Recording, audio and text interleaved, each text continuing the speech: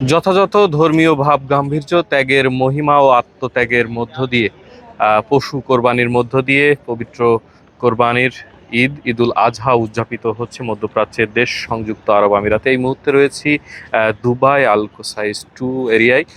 এখানে প্রবাসীরা অল্প কিছুক্ষণ আগেই ঈদের নামাজ শেষ করেছেন জামাতের সঙ্গে। আপনাদেরকে জানিয়ে রাখতে চাই 5টা 43 মিনিটে সংযুক্ত আরব আমিরাতের প্রথম ঈদের জামাত অনুষ্ঠিত হয়েছে ফুজায়রায়, এবং তারপর থেকে কিন্তু অন্যান্য স্টেটগুলোতে 5টা 43 থেকে 5টা 56 মিনিটের মধ্যে সকল ঈদের নামাজ সম্পূর্ণ হয়েছে।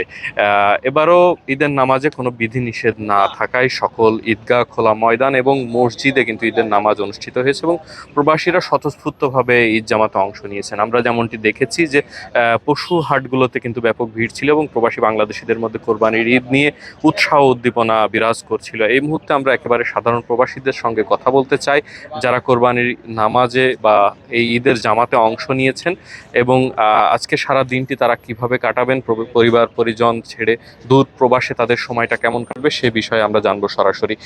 আপনার কাছে জানতে চাই, কোরবানির ঈদ বা ঈদুল আজহার নামাজ শেষ করেছেন, নামাজ পরবর্তী আসলে আপনাদের পরবর্তী পরিকল্পনা কি এবং ঈদের দিনটা কিভাবে উদযাপন করবেন? ধন্যবাদ ভাইয়া।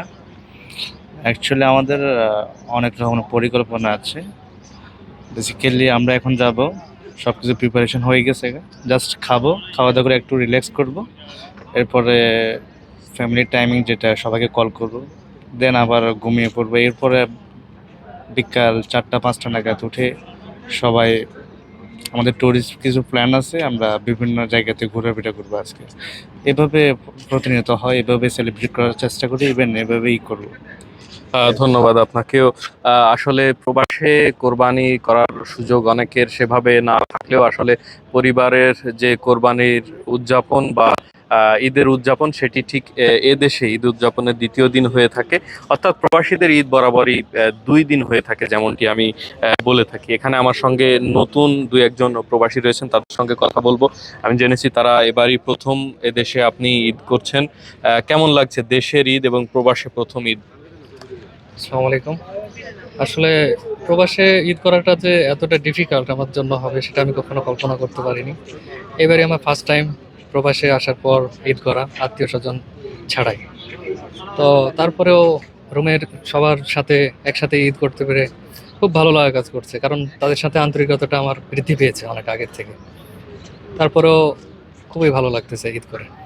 ধন্যবাদ আপনাকেও। আবারও ঈদ মোবারক জানাই সকলকে দুবাই সংযুক্ত আরব আমিরাত থেকে। এই ছিল ঈদুল আজহা উদযাপনে প্রবাসীদের বিভিন্ন মন্তব্য এবং প্রবাসীদের ঈদ উদযাপন নিয়ে সর্বশেষ।